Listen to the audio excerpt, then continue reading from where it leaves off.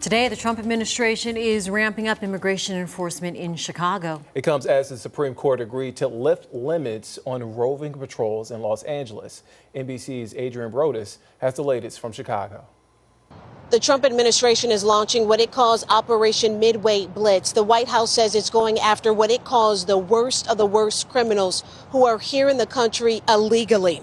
And hundreds of Homeland Security officials will help carry out this operation. But some city and state leaders say they don't want it.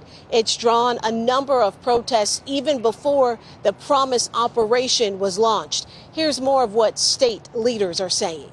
What we are experiencing today is not normal. People going out in the street and being snatched from their family members is not normal.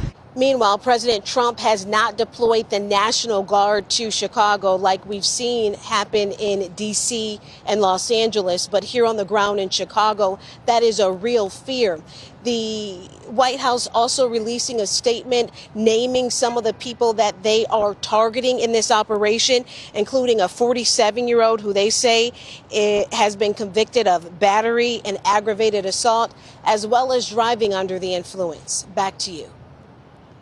Today, South Korea's foreign ministry says it's making efforts to bring home more than 300 South Korean workers. The workers were detained last week in a massive immigration raid at a Georgia Hyundai plant. The ministry says it's working with the U.S. so that the workers can leave as early as tomorrow. Meantime, protesters gathered outside the U.S. Embassy in Seoul, calling for the country to suspend its investment in the U.S.